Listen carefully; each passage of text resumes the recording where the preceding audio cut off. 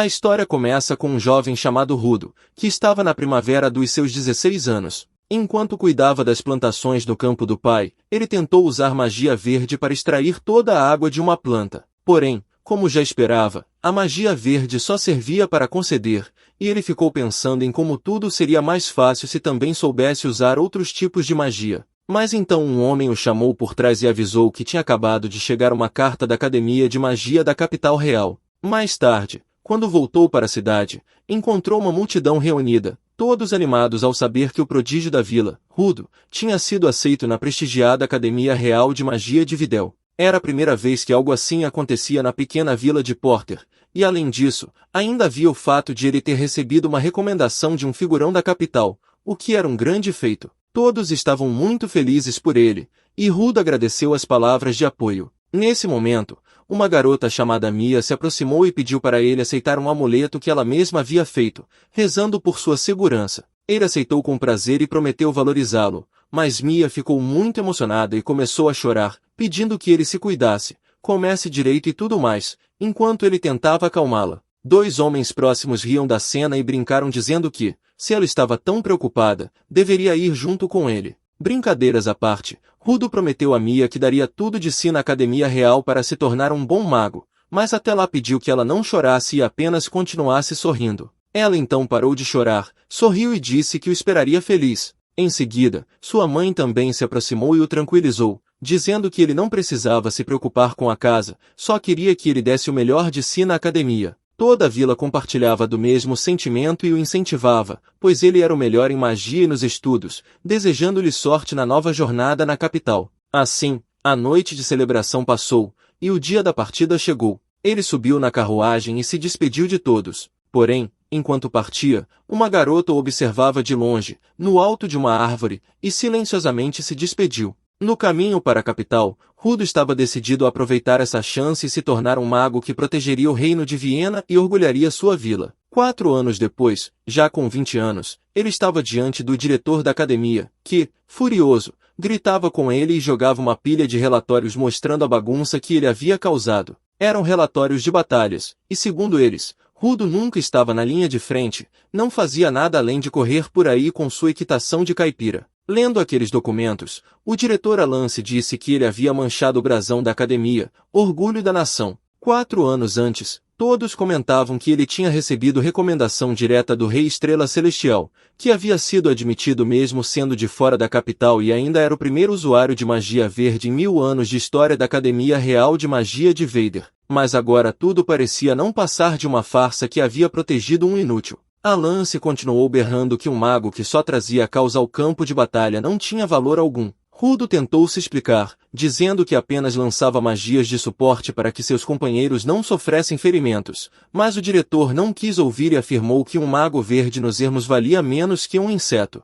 Os relatórios deixavam claro que ele não tinha nem um pingo de talento em nada, e o diretor perguntou se ele ao menos tinha dominado alguma magia de outra cor. A resposta já era óbvia. E por isso ele declarou que a nação não tinha o luxo de manter alguém como ele, expulsando-o da academia. Frustrado, Rudo não encontrou palavras para retrucar e simplesmente se retirou. Mais tarde, enquanto arrumava suas coisas, a nobre Lei Feliz foi até ele e perguntou se ele iria desistir assim tão fácil. Ele respondeu que não havia nada que pudesse fazer, já que o próprio chanceler havia declarado sua expulsão. Isso só deixou Feliz ainda mais irritada, e ela gritou que o chanceler não sabia nada sobre ele e não tinha o direito de falar mal. Só ela sabia que sua magia de suporte tinha sido a única razão pela qual seus companheiros não sofreram nenhuma baixa. Ela não entendia como ele permitia que os outros falassem mal dele e o chamassem de inútil. Mas Rudo apenas sorriu e disse que já fazia 4 anos que estava ali, e acreditava que não passava de um cara comum sortudo que conseguiu sobreviver numa academia cheia de gênios. Até mesmo Feliz, considerada um gênio de uma geração, treinava com ele, e por isso ele se sentia grato. Mas ela o interrompeu e perguntou se ele já havia esquecido que foi o primeiro homem, além de seu pai, que a derrotou. Ela até se emocionou um pouco. Ao notar isso, Rudo perguntou se estava tudo bem, e ela escondeu o rosto, dizendo que não era nada. Embora ele agradecesse por ela pensar tão bem dele, lembrou que só venceu porque ela havia escolhido condições que o favoreciam. Isso, no entanto, não fazia diferença para Feliz, que afirmou que, mesmo em condições iguais, Ninguém mais conseguiria sequer encostar nela. Deixando o assunto de lado, ele contou que já havia pensado no que faria após deixar a academia, já que existiam várias formas de apoiar o reino. Pegando uma flor seca, ele disse que havia uma coisa em que, não importava quem fosse, ele nunca perderia: a magia verde. Para provar, fez a flor florescer de novo com sua magia. A magia verde tinha alta afinidade e só podia ser usada com o mana verde produzido pelas plantas da floresta. Fora dela, praticamente morada da deusa verde, seus efeitos diminuíam drasticamente. Para enfrentar a ameaça dos portais que ligavam a outros mundos e geravam monstros, foram criados o Tribunal Mágico e a Ordem dos Cavaleiros. Mas nos locais de surtos de portais, como desertos ou cidades, não havia mana verde algum. Feliz ainda não gostava daquilo, mas ele apenas agradeceu mais uma vez e pediu que aceitasse aquela flor de sua cidade natal, por torto. Se ela aceitasse, ele sentiria que sua vida na academia teria tido algum significado. Ela não discutiu mais e aceitou. Ele então se aproximou e colocou a flor no cabelo dela. Feliz começou a gostar e agradeceu, prometendo guardá-la para sempre. Nesse momento, dois rapazes, Thomas e Eric, entraram na sala procurando por Rudo, mas ao verem os dois juntos, acharam que estavam atrapalhando e tentaram sair. Rudo os deteve, dizendo que não era nada, enquanto Feliz morria de vergonha. Mais dois colegas chegaram e, tendo ouvido a notícia de sua expulsão, disseram que não podiam deixá-lo ir sem se despedirem. Thomas até trouxe seu vinho mais valioso para beberem juntos antes da partida. Sentados para beber, Rudo agradeceu a todos e prometeu apoiá-los futuramente por meio da agricultura. Finalmente chegou a hora de partir da academia, e um grupo de guardas veio escoltá-lo. Pela última vez, ele olhou para o lugar onde passou 4 anos e decidiu seguir em frente. No caminho de volta à vila, ele não parava de pensar em como explicaria tudo às pessoas, lembrando quanto ficaram felizes quando entrou na academia. Sabia que eram bondosos e provavelmente ainda o tratariam bem, mas também entendia que, voltando assim, estaria decepcionando todos. Do lado de fora, um dos cavaleiros resmungou por terem recebido uma missão tão chata de escoltar um fracassado, mas outro repreendeu, dizendo que era uma honra guardar alguém tão talentoso. O capitão, mais racional, apenas lembrou que era dever deles cumprir qualquer missão dada. Percebendo a expressão aflita de Rudo, o capitão perguntou se algo o preocupava. Rudo respondeu que, mesmo sendo considerado um fracasso, ainda queria encontrar uma forma de ser útil ao reino. Para isso, acreditava que precisava gravar a cavalaria em seu coração. Os 3 guardas ficaram surpresos com suas palavras, mas o capitão sorriu e garantiu que não precisava se preocupar, pois o escoltariam com orgulho até sua vila. Mais tarde, enquanto seguiam viagem, Rudo acabou adormecendo na carruagem. Mas de repente, um estrondo despertou, e a carruagem parou. Ele abriu a porta para ver o que estava acontecendo, quando o capitão foi arremessado contra a carruagem, todo machucado. Ainda assim, conseguiu avisar Rudo que haviam sido atacados por uma matilha de lobos da lua e pediu que ele se escondesse imediatamente. Rudo tentou ajudá-lo, enquanto os outros 2 cavaleiros ficaram em choque, sem acreditar que os lobos conseguiam morder armaduras de metal como se fosse nada. O inimigo diante deles eram os lobos da lua, bestas mágicas cuja ferocidade mudava conforme as fases lunares, e eles já tinham derrubado alguns cavalos. O capitão se levantou novamente, como um orgulhoso cavaleiro do reino de Ná, se recusava a ser derrotado por algo como um lobo da lua. Ele avançou direto contra eles enquanto Rudo tentava detê-lo. Mas o capitão estava decidido a mostrar o que realmente significava ser um cavaleiro. Enquanto pudesse brandir sua espada, jamais mostraria as costas ao inimigo. Com esse pensamento, começou a atacar os lobos da lua. Rudo ficou impressionado ao ver como sua técnica com a espada era magnífica, dominando os lobos mesmo em uma noite de lua cheia. Os outros 2 cavaleiros se sentiram motivados e entraram na luta também. Mas quando o capitão estava prestes a decapitar um deles, outro surgiu por trás e o atacou, arremessando novamente contra a carruagem. O capitão deixou sua espada cair, e o lobo a pegou com os dentes, quebrando-a bem diante dele. Os cavaleiros o ajudaram, mas não acreditavam que nem a esgrima do capitão funcionava contra aquelas feras. Diante disso, decidiram recuar imediatamente. Porém, o capitão se recusou, dizendo que abandonar a missão e fugir diante do inimigo era uma conduta indigna de um cavaleiro. Ele não iria trair seu juramento de lealdade e estava determinado a cumprir aquela missão, custasse o que custasse. Nesse instante, Rudo chamou a atenção dos lobos da lua e lançou contra eles uma bola de fogo. Eles desviaram facilmente, mas ficaram furiosos, e como ele queria, focaram nele. Rudo pediu aos cavaleiros que aproveitassem a chance e corressem para a floresta, garantindo que cuidaria dos lobos. O capitão ficou surpreso ao ver que ele também conseguia usar magia vermelha. Os cavaleiros seguiram seu conselho e fugiram, enquanto Rudo refletia que não era tão habilidoso assim, aquela bola de fogo era falsa. Ainda assim, era o único jeito de fazê-los recuar, já que não queria colocar a vida do capitão em risco, não com aquele ferimento profundo. O lobo então destruiu a lamparina, apagando o fogo, o que surpreendeu Rudo, que começou a perceber que aquelas criaturas eram muito mais astutas do que pensava. A escuridão tomou conta, e até a respiração dos lobos sumiu. Eles haviam se misturado completamente às trevas e planejavam uma emboscada. Ainda por cima, mesmo os cavaleiros tinham dificuldade contra eles, e em campo aberto os lobos eram muito superiores a ele. No entanto, como estavam na floresta, suas possibilidades com magia verde eram ilimitadas. Ele então lançou um feitiço para localizar os lobos e ficou chocado ao perceber que os três se moviam em perfeita coordenação para atacar. Rapidamente, decidiu tirar sua liberdade e lançou o feitiço de raízes para prendê-los. Mas todos escaparam e começaram a cercá-lo. Num piscar de olhos, avançaram juntos para atacá-lo. Porém, perceberam que havia algo errado quando Rudo sacou uma espada e os repeliu. Na verdade, ele havia criado uma armadura inteira de raízes, infundida com mana verde. Sorrindo, disse aos lobos que aquela armadura de Portivod era mais resistente que metal, o que só os deixou mais furiosos. Ele sabia que, se perdesse, os cavaleiros também estariam em perigo. Então, decidiu que iria detê-los ali mesmo. A batalha continuou intensa, com os três lobos o atacando de todas as direções. Ele conseguia bloquear, mas não acertava nenhum golpe. Sabia também que sua habilidade com a espada não sustentaria uma luta de 3 contra 1,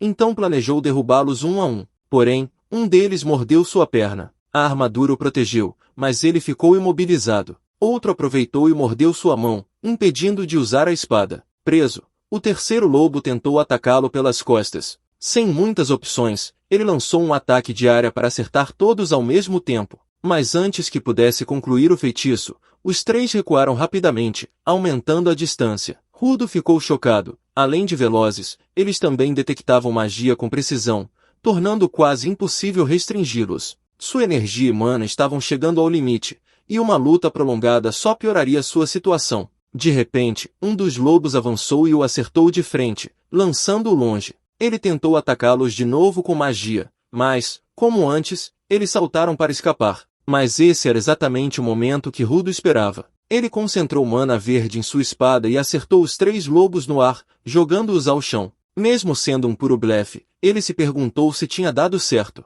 Ao olhar mais de perto, ficou chocado ao ver que ainda se moviam. Mesmo com um feitiço tão poderoso, tentou prendê-los novamente com raízes. Sabia que sua mana estava acabando, mas não havia outra chance. Continuou forçando até finalmente imobilizá-los. Exausto, sentou-se para recuperar o fôlego, incrédulo por ter funcionado. Achava que até mesmo lobos da lua deveriam ao menos ser detidos assim. Mas, de repente, eles se libertaram das raízes como se fossem nada, deixando-o atônito. Cercado mais uma vez, sem truques restantes, ele se perguntou se aquele seria seu fim. Sua mana estava quase esgotada, a armadura desapareceu, seu corpo esfriava e a garganta estava seca. Nesse instante, só pensava em como seria bom provar o ensopado de Mia uma última vez. Então viu o amuleto que Mia lhe dera quando deixou a vila, e lembranças o invadiram.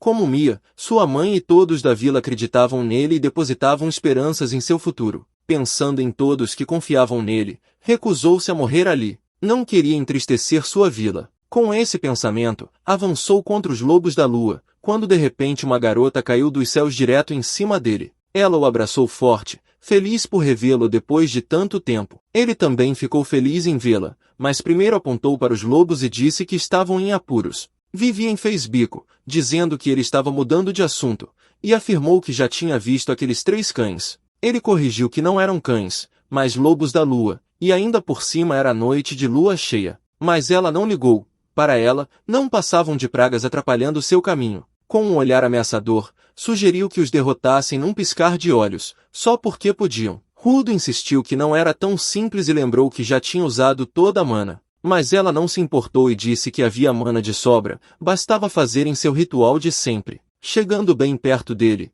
tentou iniciar, mas ele a interrompeu, lembrando que aquilo tinha sido há 10 anos, quando ele ainda era criança. Ela ficou furiosa, dizendo que esperou muito por esse momento, enquanto ele tentava acalmá-la, lembrando que já tinham decidido não precisar mais daquilo. Mas, claro, ela não quis ouvir razão e só queria fazer por querer. Começou a bater nele e mandou que parasse de frescura. Em seguida, lhe deu um beijo na bochecha e declarou o ritual completo. No mesmo instante, Rudo sentiu uma enorme quantidade de mana fluindo por seu corpo. A sensação era como a onipotência que sentirá quando se fundir a deusa verde Vidian. Nostálgico, percebeu a quantidade absurda de mana dentro de si, graças a ela, enquanto Vivien apenas sorria feliz por poder ajudá-lo. Nesse momento, um lobo o atacou pelas costas, mordendo-lhe o braço. Mas Rudo desapareceu no ar, restando apenas folhas. Os lobos ficaram confusos, farejando em busca de seu cheiro. Agora, unido a Vivien, ele havia se tornado parte da grande natureza e tinha controle total sobre a floresta. Em sua mente, surgiu a imagem de um feitiço desconhecido, mas que ele instintivamente sabia o efeito. Ao usá-lo em uma árvore, ela se transformou em um gigante andante, tão colossal que até Rudo ficou chocado por ter conseguido invocar aquilo. Vivi explicou que ele havia combinado magia verde com magia negra, e o feitiço se chamava Floresta Viva. Enquanto o gigante se preparava para esmagar os 3 lobos, Vivien se divertia assistindo e queria vê-los sendo obliterados. Rudo tentou impedi-lo, achando exagerado, mas não tinha muito tempo. Ao ver o medo nos olhos dos lobos diante do punho do gigante, lembrou de algo de sua infância. Certa vez, seu pai o levou para caçar, e depois de pegarem um coelho, disse que ele deveria acabar com aquilo. O pequeno Rudo ficou nervoso e perguntou se realmente precisavam fazer isso, pois sentia pena do animal. Mas seu pai lembrou que os humanos vivem recebendo vida de plantas e animais. Por isso, usavam todas as partes da presa, sem desperdício. Em resumo, ensinou que matar sem necessidade nunca deveria acontecer. Dito isso, ele mesmo terminou o coelho. Ao esfolá-lo, Rudo não se sentia bem, mas entendeu que era algo necessário. Seu pai ainda pediu que jamais esquecesse aquela sensação. O coração dele era mais forte e gentil que o de qualquer outra pessoa, e seu pai apenas desejava que ele continuasse segurando isso sem nunca mudar. Voltando ao presente, Rudo percebeu que já não sentia hostilidade alguma dos lobos da lua, então não havia necessidade de matá-los. Rapidamente usou sua magia para controlar o gigante verde e desviou o soco. Os lobos mal sobreviveram ao golpe, que poderia tê-los acabado ali mesmo. Aliviado, Rudo suspirou feliz por vê-los bem, e os lobos fugiram da área. Vivien perguntou por que ele fez aquilo e ele respondeu que os lobos já estavam drenados de mana, o que significava que não atacariam pessoas por um tempo, então não havia motivo para eliminá-los agora. Depois, ele desceu do gigante e desfez o feitiço, fazendo a árvore voltar ao que era antes. Rudo apenas agradeceu por tudo ter terminado bem,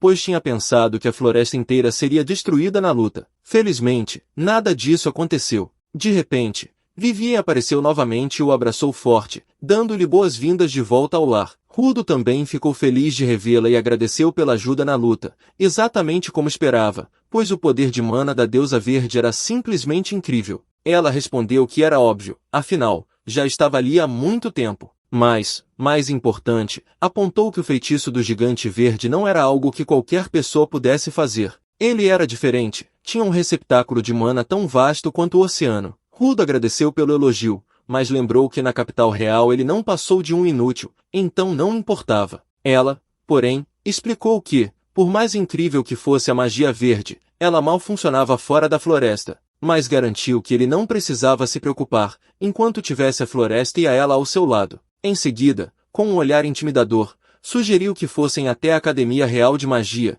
que o desrespeitou e o expulsou, e a destruíssem. Isso fez Rudo gelar e pará-la imediatamente, dizendo que não havia necessidade alguma. Além disso, ela não poderia deixar a floresta, o que só a deixou mais frustrada. Mudando de assunto, Rudo contou que havia um grupo de cavaleiros que o escoltava até aquele ponto e que agora estavam sozinhos na floresta, feridos, inclusive o capitão. Pediu que ela o ajudasse a salvá-los. Relutante, ela aceitou, mas apenas porque ele foi quem pediu. A cena mudou para os cavaleiros atravessando a floresta carregando o capitão ferido. Atravessar aquele lugar assustador à noite era aterrorizante, mas não podiam esperar até de manhã por causa dos ferimentos. De repente, perceberam que a própria floresta se movia, abrindo um caminho. Surpresos e aliviados, acreditaram ser a vontade da deusa verde. Com isso, conseguiram sair da floresta, desejando que Rudo também estivesse seguro. De volta a Vidien e Rudo, ele agradeceu por ela ajudar os cavaleiros, e ela comentou que,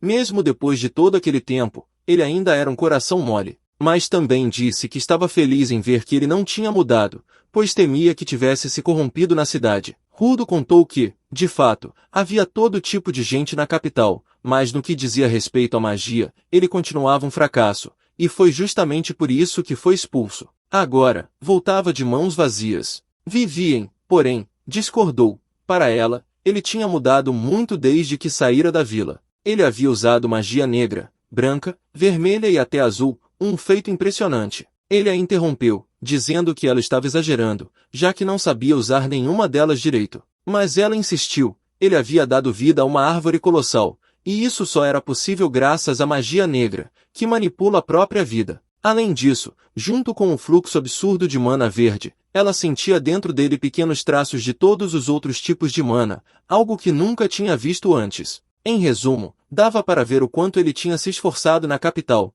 e ela o elogiou afagando sua cabeça, deixando-o sem palavras. Ele agradeceu, mas logo começou a sentir tontura, como se suas forças estivessem se esvaindo. Achou que fosse o efeito colateral do feitiço que usará, e Vivien se desculpou por ter se empolgado demais. Ele entendeu, mas pediu que lhe emprestasse o ombro. Mais tarde, ele finalmente chegou à vila e foi recebido com entusiasmo, pois todos acreditavam que ele tinha brilhado e agora faria parte das tropas mágicas ou algo do tipo. Mas, cheio de arrependimento, pediu desculpas por destruir suas esperanças e contou que suas notas eram tão ruins que o diretor o havia expulsado. Todos ficaram chocados, pensando que era uma piada, já que ele era o orgulho da vila. Perguntaram se a vida na cidade não lhe agradou ou se havia sofrido bullying na academia. Queriam saber o que tinha acontecido, até que, de repente, Vivien apareceu e o abraçou, deixando todos em choque. Perguntaram o que ele estava fazendo com aquela garota se as coisas estavam tão ruins. Rudo ficou igualmente atônito, sem saber o que ela fazia ali, enquanto ela só queria lhe dar um beijo. Sua mãe não acreditava no que via. Em 4 anos ele não tinha mandado sequer uma carta, e agora parecia ter cedido às tentações da capital, algo impensável. Os aldeões também começaram a questionar se ele não teria se corrompido na cidade grande, enquanto ele tentava explicar. Mas, do nada, Vivien disse que, na noite anterior, os dois tinham se tornado um só pela primeira vez, o que deixou Rudo desesperado, pois aquilo não ajudava em nada, só piorava a situação. Mia começou a chorar e o chamou de traidor, e ele entrou em pânico tentando explicar que não era nada daquilo, até que finalmente acordou e percebeu que tudo não passava de um pesadelo. Esse sonho apenas aumentou seu medo de voltar a Porto. Logo em seguida, Vivi apareceu e perguntou que tipo de sonho ele tivera. Ele se assustou com ela tão perto, e ela quis saber por que estava agindo como se tivesse visto um fantasma, já que ela havia se dado ao trabalho de lhe dar um travesseiro. Sua cabeça ainda doía, e ele percebeu que era efeito do uso excessivo de seu motor de mana na noite anterior. Vivien se desculpou novamente por tê-lo forçado tanto, mas explicou que não havia motivo para se preocupar, pois aqueles sintomas eram apenas problemas de controle de mana. Rudo pensou consigo mesmo que, mesmo tendo escapado da morte, sua realidade não havia mudado, e se perguntou o que deveria fazer dali em diante. Nesse momento, Vivien segurou sua mão e, timidamente, perguntou se os dois poderiam ficar juntos para sempre dali em diante. Ele ficou em silêncio por um instante, refletindo que não tinha mais para onde voltar, já que havia falhado com todos. Então, assentiu e disse que ficaria na vila por enquanto. Isso a deixou radiante, pois poderiam brincar juntos na floresta como nos velhos tempos. Em seguida, ela sugeriu que fossem logo para Porto. A expressão dele mudou, ficando preocupado. Ela quis saber o motivo, e ele respondeu que seria estranho um fracassado voltar para casa trazendo uma garota. Ela não acreditava que ele ainda se importava com isso. Mas antes que pudesse responder, ele notou um gato no alto de uma árvore e se perguntou o que ele fazia ali. Vivien explicou que as feras da floresta tinham seus próprios jeitos de sobreviver aos monstros. Ele se sentiu mal, imaginando que o gato devia ter se assustado com sua magia no outro dia, e quis ajudá-lo. Começou a subir na árvore, e ela pediu cuidado, já que ele ainda não estava totalmente recuperado. Ele garantiu que sabia escalar bem. Esse gesto altruísta fez perceber, mais uma vez, que ele realmente não havia mudado. Rudo pegou o gato e pediu desculpas por tê-lo assustado. O bichano respondeu lambendo seu rosto, e Vivien ficou com ciúmes. Pegou o gato e disse que um vira-lata devia agir como tal, fazendo-o fugir dali. Rudo comentou que não havia problema em se apoiar em alguém de vez em quando. Ela perguntou se ele gostava tanto assim de gatos, e ele respondeu que sim, achava-os muito fofos. Então, para agradá-lo, ela se transformou em um gato diante de seus olhos, deixando-o em choque, já que nunca soubera que ela podia fazer isso. Assim, poderia acompanhá-lo até a vila sem levantar suspeitas, além de, nessa forma, não conseguir falar a língua humana, o que era conveniente. Na verdade, ela só queria estar ao lado dele, porque sabia o quanto ele era bondoso com todos e justamente por isso não conseguia evitar se preocupar. Mais tarde, com Vivi no ombro, Rudo finalmente voltou para sua vila natal. Volto. À sua frente estava a mesma velha placa, a mesma em torno da qual todos os moradores se reuniram para se despedir quando ele partiu. Todos naquela época celebraram sua partida, e, só de pensar, ele não sabia que cara deveria mostrar agora que voltava de mãos vazias. Mas Vivien tentou animá-lo, e ele agradeceu por seu cuidado. Ao entrar na vila, ficou surpreso. Mesmo depois de 4 anos, nada havia mudado. A atmosfera tranquila dali era completamente diferente da capital real, e isso o confortava. Ele viu um aldeão trabalhando no campo e lembrou que, nessa época do ano, os moradores espalhavam o composto que havia amadurecido durante o inverno nas terras e depois aravam um solo. Ficou realmente surpreso em ver como tudo parecia exatamente igual a quando havia partido. Por fim, chegou à sua casa e se lembrou de como sua mãe sempre queria que ele desse o melhor de si, dizendo que não precisava se preocupar com ela, mesmo ficando fora por muito tempo. Também lembrou de quando Feliz sugeria que ele voltasse para casa nas férias, mas ele sempre escolhia ficar na academia para estudar mais e tentar alcançar os outros. Sempre pensava em mandar uma carta para a mãe apenas quando tivesse algum resultado para mostrar. No entanto, no fim, em 4 anos, nunca conseguiu enviar nenhuma única carta. Agora, nem sabia como começar a falar com ela. Se deveria contar logo de cara que havia falhado ou primeiro se desculpar por não ter dado notícias durante tanto tempo. Enquanto estava perdido nesses pensamentos, a porta se abriu e sua mãe saiu. Seus olhos se arregalaram ao vê-lo, sem acreditar que era mesmo ele. Rudo riu de leve e disse que havia voltado para casa. Sua mãe imediatamente o abraçou com tanta força que ele perdeu o equilíbrio e os dois caíram no chão. Ele rapidamente se desculpou e perguntou se ela estava bem. Com lágrimas nos olhos, ela disse o quanto estava feliz em vê-lo e lhe deu boas-vindas de volta ao lar. Mais tarde, sentados juntos, ele contou tudo o que havia acontecido nesses anos. Ela ficou triste com tudo que ele passou, mas, acima de tudo, não conseguia entender como puderam simplesmente descartá-lo daquele jeito. Rudo, por outro lado, ficou surpreso em ver como ela o recebeu de volta com tanta facilidade, fazendo parecer que todas as suas preocupações eram infundadas. Ela percebeu o que se passava em sua mente e lembrou que ele sempre foi ótimo nos estudos e que, quando se tratava de magia verde, não havia ninguém que o superasse. Ele concordou, mas, por dentro, sabia que sua magia verde só funcionava ali, naquele ambiente da vila, e com o apoio de Vivien. Sua mãe então notou o gato que estava com ele e perguntou se o trouxera da capital. Ele explicou que o encontrou na floresta, a caminho da vila. Ela se espantou ao ouvir que ele havia pegado o animal logo na floresta de Porto e comentou que o gato tinha um ar tão elegante que certamente vinha da capital. Perguntou se já tinha dado um nome a ele.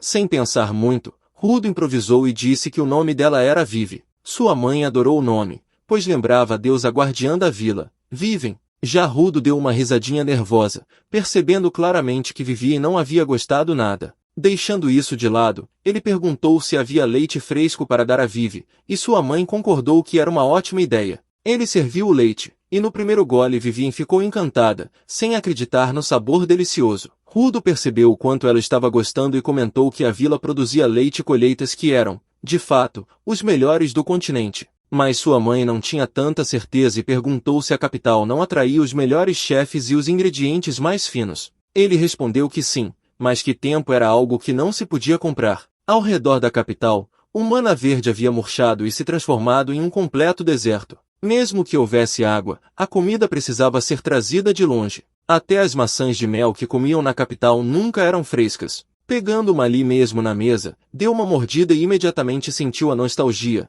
lembrando de como o sabor era incomparável. Na capital, as maçãs de mel eram sempre velhas e ressecadas. E nos últimos tempos, a distribuição de comida estava ainda mais difícil por causa dos monstros que surgiam dos portais, então tudo o que tinham eram carnes secas e vegetais murchos. Rudo pensou que adoraria que Feliz e os outros amigos pudessem experimentar aquelas colheitas frescas também. Depois disso, sua mãe decidiu ir trabalhar nos campos e ele se ofereceu para acompanhá-la, certo de que poderia ajudar em algo, mesmo estando fora de prática. Porém, ela sugeriu que ele descansasse um pouco, já que tinha acabado de voltar de uma longa viagem, além de ser primavera, época em que o trabalho era pesado. Mas, justamente por ser primavera, ele não queria ficar parado. Não conseguiria relaxar sem estar fazendo algo, ainda mais porque sentia que não tinha realizado nada nos últimos 4 anos, mesmo com tantas expectativas sobre ele. Sua mãe, no entanto, discordou com um sorriso gentil, dizendo que nada do que ele fez foi inútil.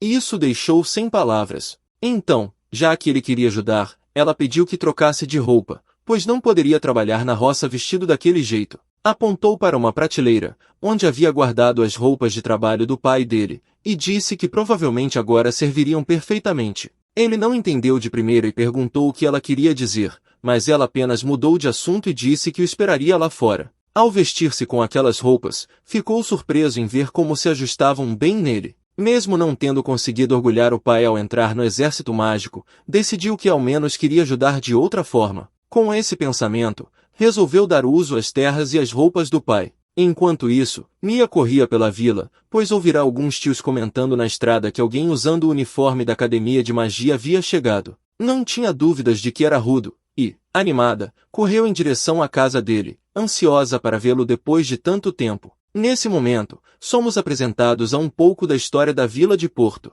Era um lugar que antes ficava selado pelo inverno, mas agora só restavam alguns traços de neve à sombra das árvores. Neve, geada e secas se revezavam ao longo do ano, e o solo ficava duro e compactado. Por isso, para plantar os vegetais da colheita de verão, era preciso arar os campos repetidas vezes para maciar a terra e misturar o composto amadurecido. Arar, espalhar, arar novamente, um ciclo repetido sem parar. Foi exatamente isso que Rudo e sua mãe fizeram. Quando percebeu, o sol já havia se posto. Ele se sentou para descansar, completamente exausto, certo de que estaria dolorido no dia seguinte. Vivi notou e tentou ajudá-lo, pulando em seu ombro e oferecendo uma massagem. Mas, em vez de aliviar, só o deixou com mais dor. Nesse instante, sua mãe se aproximou e agradeceu pela ajuda, dizendo que facilitou muito o trabalho. Como já haviam terminado, sugeriu que ele fosse visitar Mia, que queria vê-lo havia muito tempo. Ao ouvir o nome dela, Rudo lembrou de como, sempre que estava prestes a desistir,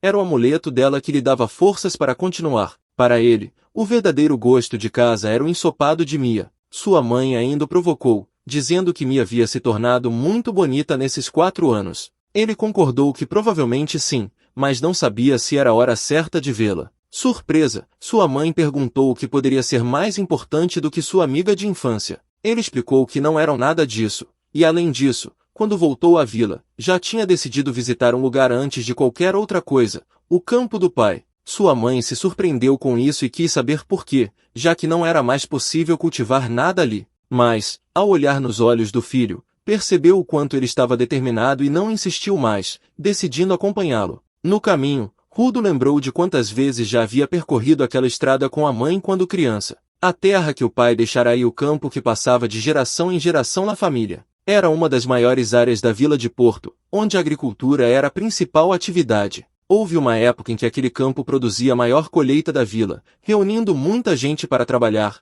com risadas e canções constantes. Os vegetais daquela terra fértil e da água cristalina eram tão bons que até mercadores da capital e de outros países competiam para comprá-los. Sua mãe também se lembrou desses dias, quando a vida era cheia de alegria e eles estavam juntos, com o pai carregando Rudo nas costas. Porém, de repente, ela mudou de assunto e fingiu não ter nenhuma lembrança boa daquela época. Rudo não entendeu nada e comentou que ainda não era certo afirmar que o pai estava morto. Havia cerca de 10 anos, ficava cada vez mais evidente que a frequência dos portais que traziam monstros estava aumentando no reino. Por isso, muita gente ia para a capital em busca de fama ou dinheiro rápido, virando soldados, mercenários ou, mais comumente, aventureiros. Foi nessa época que seu pai desapareceu. Um a um, os jovens deixaram a vila, e a mão de obra foi diminuindo rapidamente. Ele e a mãe ainda conseguiram manter as terras por um tempo, mas depois ele também partiu em busca de seu sonho na capital, que acabou em fracasso.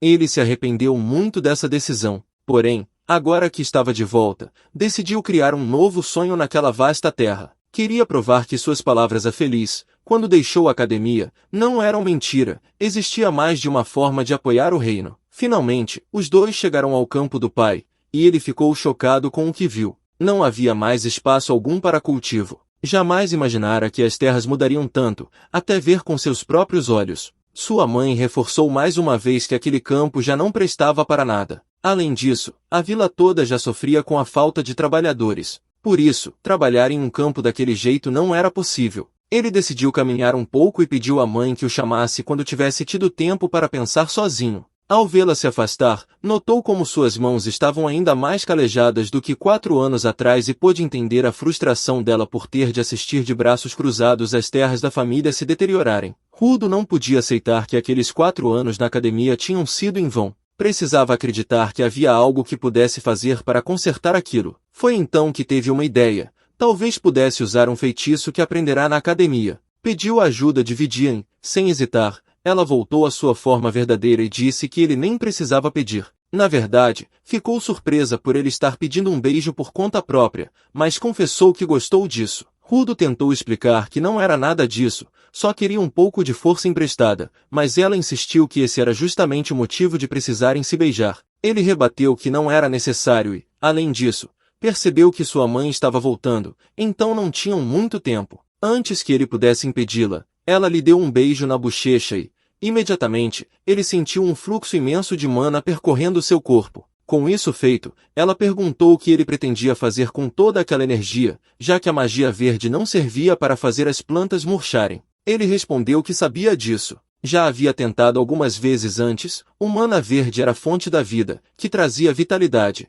mas não tinha a arte de ceifar uma planta. Foi então que se lembrou do que Vivien dissera, quando usou o feitiço da Floresta Viva, tinha recorrido não só à magia verde, mas também à negra. Ela confirmou que era verdade, que nunca havia visto algo parecido. Pensando nisso, Rudo decidiu tentar algo semelhante. Primeiro, usou magia verde para se conectar a todas as plantas do campo, até mesmo as trepadeiras difíceis de arrancar e os arbustos de raízes profundas. Depois, precisaria ser extremamente preciso, senão tudo viraria um incêndio. Adicionou mana vermelho sobre o verde, misturando ambos, criou chamas e vento. Um fogo invisível queimou silenciosamente pelo campo, consumindo tudo. Nesse instante, lembrou-se da promessa que fizera feliz. Usando essa magia mista, conseguiu limpar todo o terreno, deixando pronto para o cultivo novamente. Sua mãe sentiu o cheiro de mato queimando e se perguntou de onde vinha. Voltando até Rudo, ficou chocada ao ver o campo inteiro limpo e perguntou se aquilo era magia dele.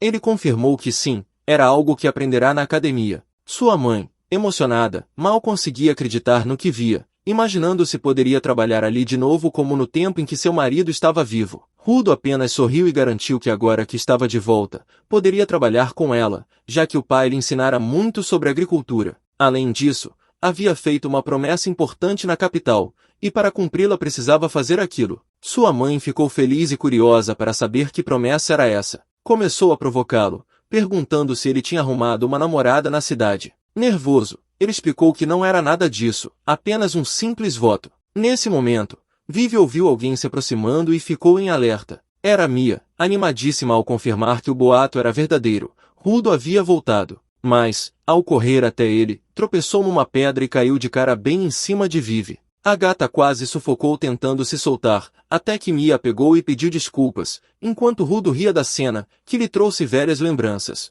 Mia também riu e enfim lhe deu boas-vindas. Ele perguntou se estava bem e ela respondeu que sim, apenas muito feliz por revê-lo depois de tanto tempo. Rudo ficou surpreso ao ver como ela tinha crescido em apenas 4 anos. Ela então segurou sua mão e disse que o esperava ansiosamente. E agora que ele finalmente estava ali, queria organizar uma grande festa de boas-vindas. Perguntou o que ele gostaria de comer. Um pouco sem jeito com a proximidade dela, respondeu que, se fosse ela cozinhar, queria provar seu ensopado mais uma vez. Confessou que vinha pensando nesse prato há tempos, já que sempre lhe trazia boas lembranças. Mia ficou radiante ao ouvir aquilo e prometeu preparar o melhor ensopado de todos. Em seguida, despediu-se, dizendo que chamaria todos na praça para mais tarde. Após ela partir, sua mãe voltou a provocá-lo, dizendo que ele continuava um garoto sem charme algum. Ele pensou consigo mesmo que, na verdade, a mãe tinha razão. Mia havia se tornado uma bela mulher, mas Vivien não gostou nada da forma como ele olhava para ela e, Irritada, mordeu seu ombro. Mais tarde, Rudo levou Vivian a um lugar isolado. Assim que ficaram a sós, ela voltou à forma original e imediatamente o questionou sobre o que estava fazendo, reclamando por ele se derreter por uma garota do interior.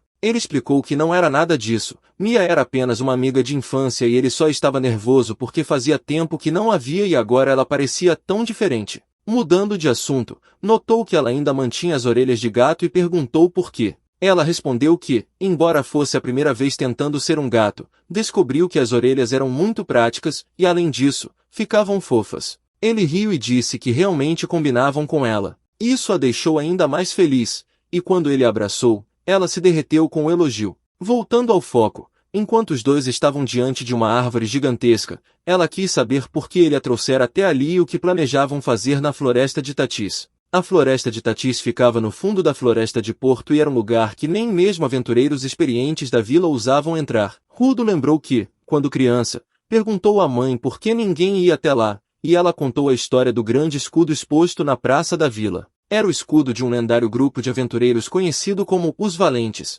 Eles realizaram grandes feitos, derrotaram um dragão que ameaçava o reino, descobriram ruínas lendárias, criaram um sistema de magia, desenvolveram novas medicinas e até decifraram parte dos princípios da magia híbrida. 20 anos atrás, esse grupo veio até a vila de Porto em busca de feras mágicas poderosas e materiais raros. Decidiram explorar a selva demoníaca de Tatis, uma terra desconhecida. Todos acreditavam que eles a conquistariam facilmente. Mas pouco tempo depois, os aldeões os viram retornar, completamente destroçados. Perguntaram se tinham esquecido algo, mas, para a surpresa de todos, o grupo estava gravemente ferido e o líder implorava por ajuda. Descobriu-se que até mesmo o mais forte dos grupos não conseguiu atravessar o mar de árvores e foram aniquilados em um instante. Apenas o líder sobreviveu, mas logo se aposentou tomado pelo medo que sentiu naquela selva. O escudo, mesmo destruído, foi exposto na praça como aviso. Ninguém deveria entrar na floresta de Tatis,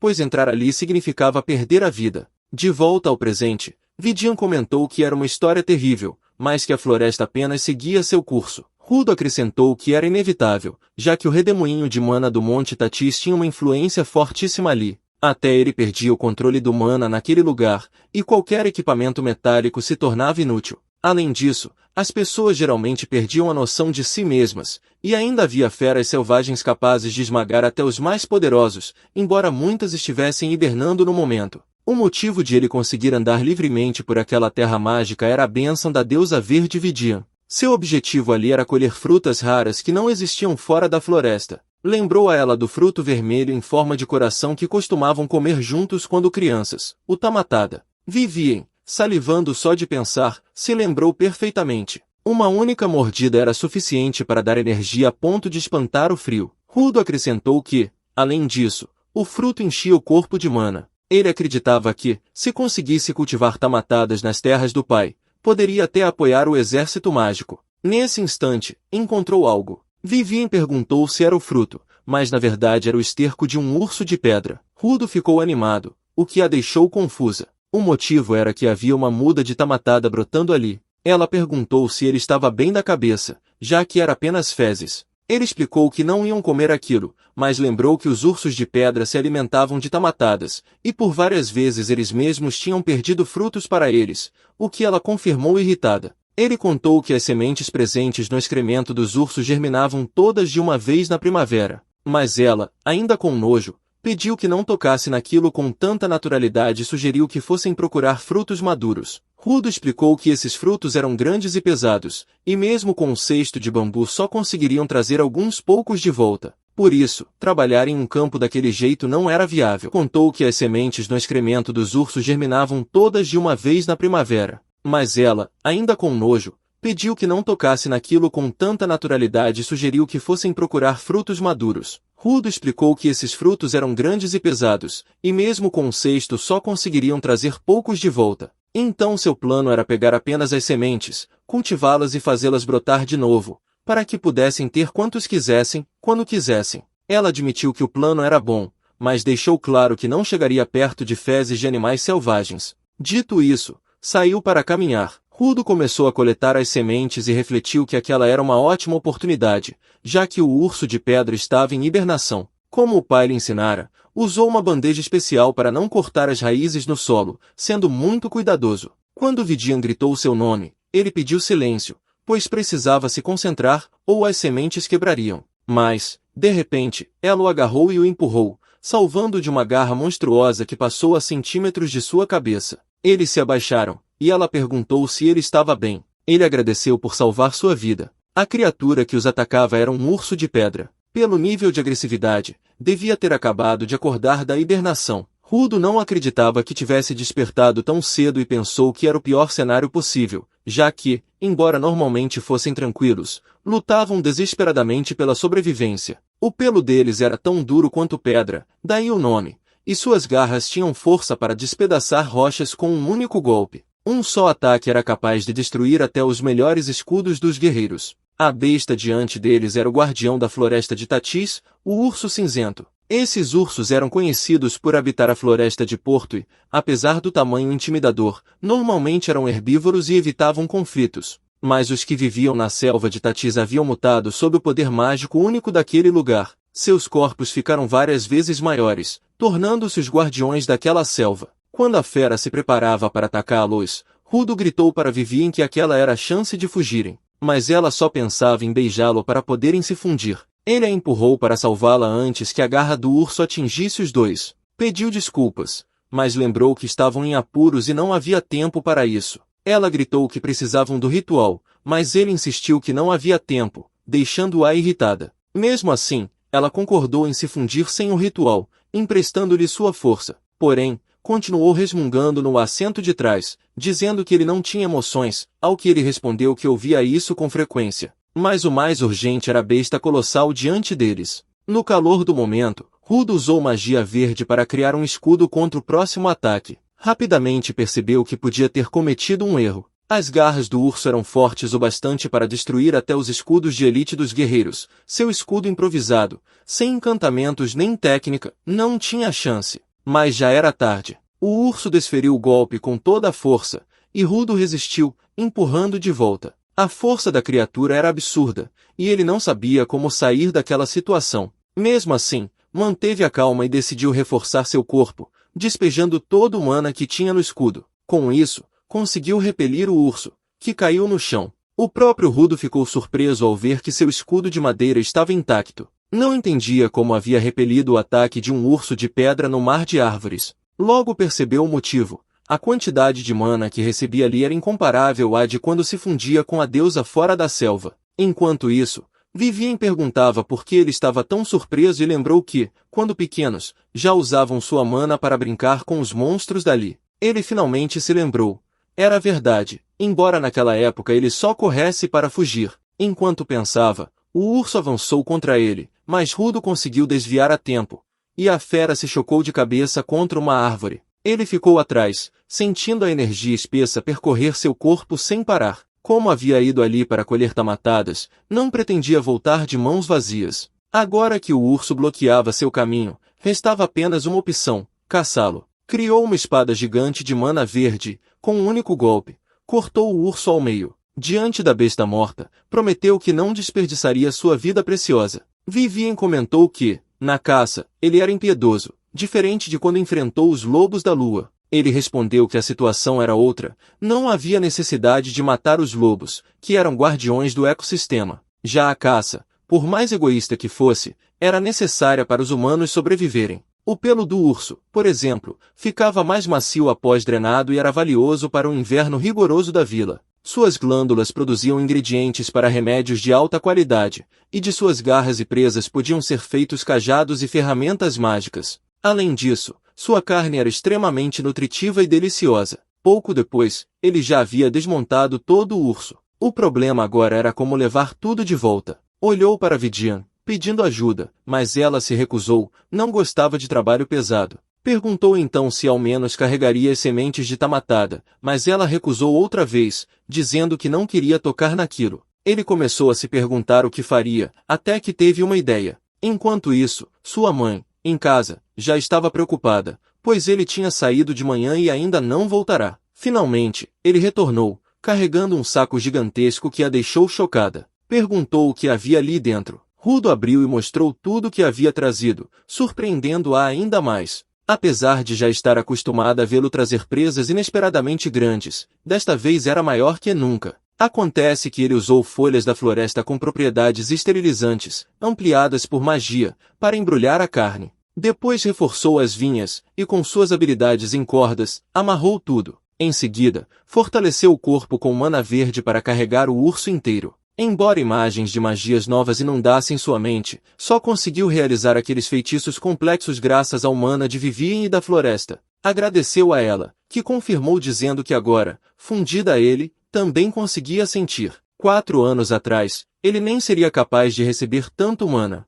Mas ao longo desse tempo, seu corpo havia crescido, e seu motor de mana também. No fim, era fruto apenas de seu esforço. Sua mãe o elogiou por trazer carne de qualidade e decidiu compartilhar com toda a vila, organizando um festival do urso de pedra. Também disse para ele descansar, pois devia estar cansado após lutar contra a fera. Mas Rudo respondeu que não estava cansado, pelo contrário, queria plantar imediatamente as sementes que trouxera da floresta, antes que murchassem. Sua mãe lembrou que motivação era boa, mas que ele não devia se esforçar tanto, senão não aguentaria. Vivien concordou, dizendo que ele precisava descansar o núcleo de mana. Ele agradeceu pela preocupação, mas garantiu que não estava exausto, já que ainda tinha mana restante da floresta. Além disso, queria mostrar à mãe que o campo do pai podia voltar a ser tão fértil quanto antes e pretendia levar as colheitas à capital o quanto antes. Estava certo de que, se seus cálculos estivessem corretos, uma grande quantidade de tamatadas frutificaria já no próximo verão.